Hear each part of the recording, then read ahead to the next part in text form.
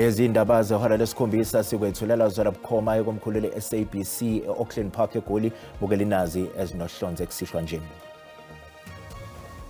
The first and second respondents are interdicted from proceeding with the public impeachment hearings in terms of Rule 129 capital M of the National Assembly Rules. Inkantolo ephakeme yase-Western Cape inqume yavuna umengameli wezwe uCyril Ramaphosa odabeni lesicelo sakhe sokuvimbela ukuqhubeka kwekomiti lasephalamende lika-Section 89 elizocubungula ngenqubo yokususa kwakhe esikhundleni. The heart of our opposition as the evidence leaders is that the Commission should not grant a postponement without requiring an independent medical examination. Ultimately, the effect. Ikhomishana kaMadlanga ibihlaleleka isicelo sokuba kuhlehliswa ukwethula kobufakazi bukasomabhizinisi uSuleiman Karim. We have seen that Department of Home Affairs has already is in the process of arresting or processing about 18 undocumented foreign nationals.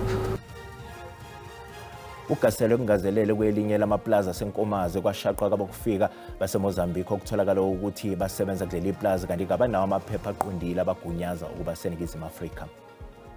Ukuthola kube kwembukeli ngiyakwamukela ezindabeni zehora lesikhombisa ezingunqa phambili kanti futhi ezihamba phambili ku-SABC ukani Mzansi for sure kanjalo naku-SABC le high igama lami nginguDawud Phungula. Mbukeli ake singene kuzwa ezihamba phambili kusihlwa nje.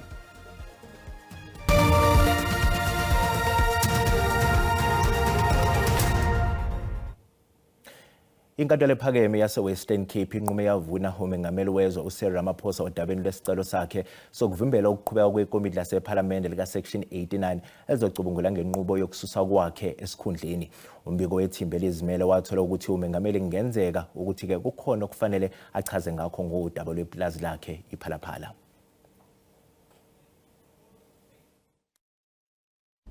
Sisigwebo ebesilindwe ngamehlo abomvu ngamaqela achaphazelekayo. Inkundla 18 kulapho lombandela wamanyelwa khona iintsuku ezimbini kwiveke ephelileyo. Amaqela achaphazelekayo ebethumele abameli kodwa inkcubabuchopho zamagqwetha ebezixoxa bezingekho. Isigqibo sesininzi sejaji sithathe nje imizuzu embalwa. The first and second respondents are interdicted from proceeding with the public impeachment hearings in terms of Rule 129 capital M of the National Assembly Rules. We need to deal with illegal migration. Umongameli Cyril Ramaphosa ibinguye ofake isicelo besixhenxe abamphikisyo. Ibingusomlomo weParlamente uThoko Didiza, usihlalo wekomiti uMakhashule Gana, ilungu leParlamente le-ATM uVuyo Lwethu Zungula, iqela le-EFF, iqela le-ATM, iqela le-MKP kwakunye neqela le-UAT. We have got a work that we must undertake to look together with our legal advisors in Parliament to determine the exact implication of this judgment on the whole process that we have been directed to undertake in terms of the judgment of the Constitutional Court. Ikomiti ejongene nokususwa kukamongameli esikhundleni yasekwa emva kwesigqibo senkundla yomgaqo siseko ngoMeyi iyalela iParlamente ukuba iphande ngelithi umongameli Ramaphosa asuswe kusini na eofisini. Dingilulama Amatya wendaba ze-SABC eKapa. Kanti kusenjalo yehlukene imbono yamaqembu ezombusazwe ngemva kwesinqumo senkantolo ephakeme yase-Western Cape ngesinqumo sayo ezivune umengameli. Siwumbutho we-ANC sithanda ukwamukela isinqumo esithathwe inkantolo yase-Western Cape. Sibone ngathi i-Western Cape High Court ibone ukuthi amalungelo wonke umuntu eMzansi Afrika makaba phezulu kunjalo namalungelo kaPresident njengoba eyilungu lomphakathi eSouth Africa. It's strange that there are these three judgments, and the first one you didn't meet the benchmark, and second two you did, so I'm looking forward to reading them. It's difficult to comment on the reasoning without having read the judgments, and they're not yet available. It's a very important decision for the separation of powers, and it needs to be studied very carefully. But, you know, it doesn't stop the committee from doing its work. We can do the administrative work, we can appoint the evidence leaders, we can finalise the terms of reference, we can settle the witness list. We're disappointed, but it's not unexpected. The judiciary has consistently protected Mr. Ramaphosa. We all know about his 1 billion rand, which is undisclosed from his donors. Now, that theme continues as we see today. We are shocked, but not surprised, because this has been the pattern. Remember, we're dealing here with someone who is avoiding accountability. If you go back, you will notice that the president himself denied that his son was involved in the Bosasa deal. Later on, he came back, he admitted. When we submit our names, we are going to be very clear that we must have a process that is all about Parliament independently doing its work without any form of undue influence from the President or anyone, including some people that would have wanted to delay and frustrate the process. We note the judgment. One must, of course, fully study the judgment to get a full sense of the court's wisdom in granting this temporary interdict. But ultimately, we abide by the judgment. We are party of the rule of law. So we'll study that judgment and be able to give the people of South Africa a full view of what we believe must be the next steps.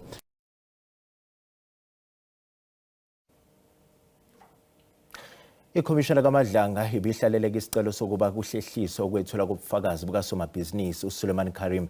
Abameli bakaKarim bathi uKarim ufuna kuhlehliswa ukwethula kwakhe ubufakazi njengoba engaphilile kahle. Kusenjalo kusukela ngoNdasa ke ngenkathi evele ngaphambi kwale khomishana uKarim akakaze namanje ahlinzeke ngemininingwane yakhe kaMcwaningi Mabhuku kanye nezemali emabhizinisini akhe. Bakasomabhizinisi waseNorthwest uSuleiman Karim abebe phambi kwekhomishana kaMadlanga bafike bephethe isicelo sokuba kuhlehliswe ukwethulwa kwakhe ubufakazi kukhomishana. Bakhala ngokuthi akakelulami kahle. Bavumile ukuthi uKarim uke wabonakala enxanxatheleni yedole Western Cape, bathi asikho isidingo sokuba kuvezwe ivideo ye-CCTV. Respect, in light of the affidavits that have been exchanged between the respective parties, I'm going to respectfully submit that the video footage is unnecessary today. Yizabahola ubufakazi bengayivezanga ivideo ye-CCTV bakhulumile ngayo bachaza nokwenzeka ngenkathi kutshelwa unkosikazi kaKarim kanye nodokotela mayelana nayo le video. What the crux of the point here is, Chair, is that these shifting accounts in the affidavit are important. Because they show that each time that the deponents are presented with, confronted with objective evidence concerning Mr. Karim's movements, the explanation changes. Fakazi baphikisene nokuthi kuhlehliswe ukwethula kwakhe ubufakazi. Bathi kufanele makwenziwa njalo kubekwe usuku oluqondile okungumhlazi 14 kuNcwaba. Lusazomenyezelwa usuku okuzokhishwa ngalesinqumo kulesi sicelo sikaKarim. Isithanga sekhomishana sizoqhubeka ngomsombuluko njengoba sobe siqhubeka nobufakazi buka-Advocate Andrew Johnson oyinhloko ye-IDEC. Mbukele sathi qhu eyitolo siyabuya ke nezinye izindaba zosuku ngemva kwekhefu ngayindawo.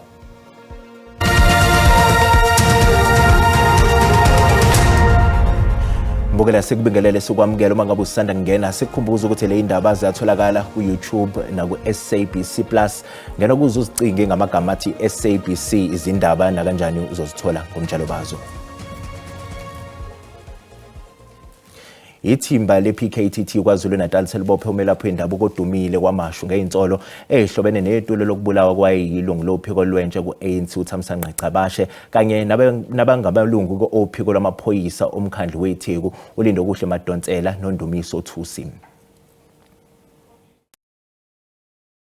6 individuals have been charged in connection with the murders, including ANC branch committee member from Hammersdale, Holy Shorzy. The accused face charges relating to murder and conspiracy to commit murder. Meanwhile, the case against the 5 previously arrested accused has been postponed for pre-trial proceedings in the Durban High Court. This arrest marks a significant breakthrough for the KZN Political Killings Task Team and underscores its commitment to ensuring that those who commission, facilitate and execute murders are brought to justice. The SAPS reiterates that no individual is beyond the reach of the law and that investigators will continue to pursue all persons involved in politically linked and contract killings, irrespective of their status or standing. Ihhovisi lomnyango wezasekhaya nomnyango wezokuqasha nezisebenzi kanye namaphoyisa namhlanje bagasele kungazelele kwelinye lamaplaza senkomazi eMpumalanga lapho befike bashaqa khona abokufika abadabuke eMozambique okutholakala ukuthi basebenza kuleli plaza kanti ke abanawo amaphepha aqondile abagunyaza ukuba seningizimu Afrika. Amaphoyisa akholelwa ukuthi lo mnyakazo uzokwelekelela ekutheni kuvuleke izikhala ukuze kuqashwe abantu bakuleli. Umnyango wezokuqasha kanye nezisebenzi, umnyango wezasekhaya nawo buyingxenye ubambisene namaphoyisa. Izisebenzi zakuleli ipulazi zonke bezithi zinawo amaphepha abagunyaza ukuba kuleli kanye nezimvume zokusebenza. In this particular farm that we have visited today, really we have seen that Department of Home Affairs has already is in the process of arresting or processing about 18 undocumented national foreign nationals who will be definitely be taken to custody by the subs, and the employer will be engaged by Home Affairs to make sure that it doesn't in future employ people who are undocumented. Kusenjalo uphenyo kanye nokugaseleka izindaweni ezahlukene kuyaqhubeka. We have visited 3 districts in Mpumalanga, that is in Nkangala, Nhlanzini and Gersibande. Currently, as I'm speaking to you, we have found about 15 employers around Emalahleni who are not complying in terms of our legislation.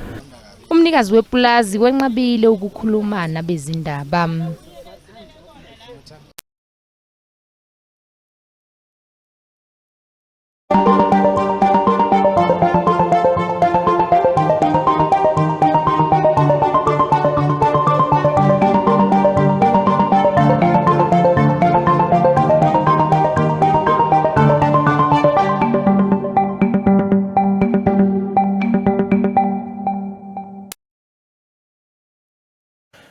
Njengoba iNingizimu Afrika ihlanganisa iminyaka engama-30 selokhu kwethula umthethosisekelo wentando yabantu eNingizimu Afrika elakuleli ke libhekisisa ke ngosekwenzekile ukuqinisekisa ngokufezwa kwezithembiso ezilotshwe kumqulu womthethosisekelo kanye ke naloko kusadinga ukwenziwa. Ukusilekelela ke sinabe kabanzi ke ngalokho njengamanje ke sihleli ke noyishoshovu ke ngezomthethosisekelo ukholekile Mnisi. Mfoka Mnisi, asikubingelele sikwamukele ezindabeni ke zehora lesikhombisa kusihlwa.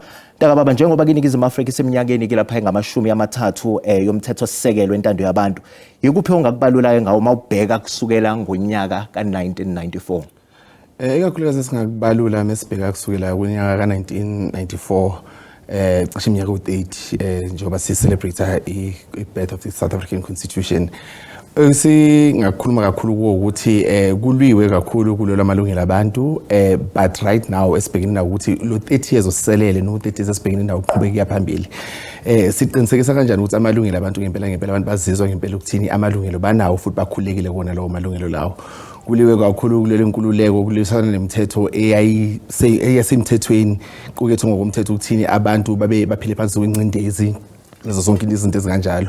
Mesibheka khona manje sebhekene nezingqinamba eziningi ukukhuseleka kwesithunzi sabantu, ukuhlukumezeka kwabantu besifazane, abantu bangaphandle, ukuhlukumezeka kwabantu abathandana ngobulili obodwa, izinto eziningi kakhulu impela ngempela esaseyingqinamba esibhekene ukuthi singaze sizibone ekutheni silwa nazo kanjani ekutheni abantu basithole amalungelo abo ekhuselekile esikhathini esiphila kusona njengamanje. Ngiyathanda bawuthinta lokho masibheka nje manje umthethosisekelo uthembisa ukulingana, uthembisa isithunzi kanye nenkululeko. Ingabe ke iNingizimu Afrika yenza okwanele ukuqinisekisa ukuba sakubona lokho kwenzeka? Eqinisweni lonke msasazi wamphungula singathi iyakwenza wanele kodwa kuya ngokuthi ukubunendawo usebenza kuphi ukephi nokuthi ubulili buni. Umuntu ohleli emtubatuba emakhaya akafinyeleli emalungelweni njengomuntu ohleli mhlawumbe endaweni esifana nobo Sentin noma endaweni ethe ukuthi isithuthuki ngoba sibhekelela ini izinto ezifana nani nezitamkokolo ukuthi ama infrastructure access to water and sanitation amanzi indlela eziphephile zokuya esikoleni nako konke singakubalula kube kuningi. So kuya ngokuthi ukuphi nendawo ubulili buni ngoba sibheka abantu besifazane basaphila phansi kwincindezi eziningi kuyiwona lo 30 years sesiphile ukuwona siloko sinawo lo mthetho otuswa mhlaba wonke because the constitution of South Africa ngempela iyaphakamisa mhlaba wonke. Kodwa mesibheka on paper noma la ekubhalwe khona phansi mesifuna into ezifana nabo Bill of Rights sibheke ama chapter 9 institutions nazo zonke lezi zinto sesihambe ibanga elide kodwa ukusekude la kwamele kuye khona ingakho khona abantu abafana nathi nama NGO afana enza lo msebenzi engiwenzayo nami ekulwele ekubambeni ini public sector noma abahulumeni wethu accountable ukuthi ngempela khona la ingeja khona singenze njani ukuthi abantu bazizwe bakhululekile bazizwe amalungelo abo evikelekile ezweni siphila kulona. Sibonga kakhulu umfokamnisi ngenxa yesikhathi ngicela nje ukuthi sibambe lapho umbukeli ke uyena ke umfokamnisi oyishoshovu ke ngezomthetho sisekelo uyena ke kanjani ukholekile mnisi lo kade ngikhuluma naye ke la e-studio. Mbukeli ke sathi iqhu ezitolo kanti uma sibuya sizobe sikuphathela umhlahla wesimo sezulu nomkhushulwa Msimanga oyisangoma sezulu.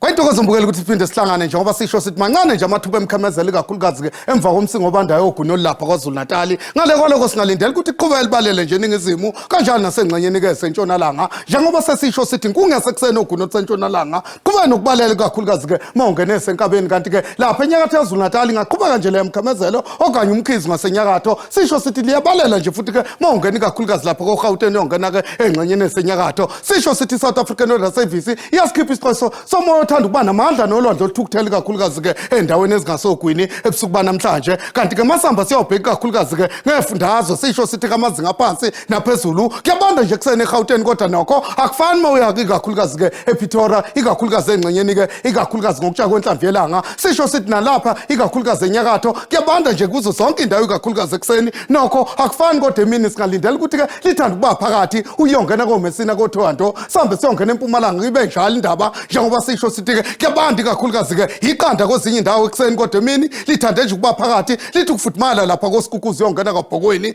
ngisho ngithi noma ungena lapha kwaZulu Natal ngathanda ukubanda nje ekseni iqanda qoma ungena koKostati emini lithande nje ukuba phakathi kuzo zonke indawo kulesa sifundazwe sambe siyongena kakhulukazi ke eMpumalanga koloni sisho sithi nakhona kuyabanda ngempela ekseni kwezinye indawo iqanda kwezinye indawo ngaphansi kweqanda kodwa emini phansi amaphaphu ngathanda nje ukuthi libe phakathi uyongena eMthatha sambe siyongena kakhulukazi ke entshonalanga koloni sisho sithi ke kuthanda ukubanda ekseni kodwa emini libe phakathi nje liye ngokufudumala lapha koFederal okanye ekushiseni nje kwezinye indawo siyongena enyakatho koloni njengoba sisho sithi nakhona kuthanda ukubanda ekseni kodwa emini phansi amaphaphu lingaphakathi nje uyongena lapha koKurumani kanjalo nako-Apindini siyongena koLaseFristata nakhona ke banda nje ekseni njengoba kusebusika asijwayele ukuthi kuyabanda kodwa emini lithande nje ukuba phakathi kamnandi kuzo zonke indawo ikakhulukazi koLaseFristata siyovala lapha ngaNorthwest uyabona ke banda kakhulukazi ke ekseni koVryburg abe ngaphansi kweqanda kodwa mina athanda ukuba phakathi mbukole ngivumele ngithi ke ngiyethatha into ube nobusuku obuhle.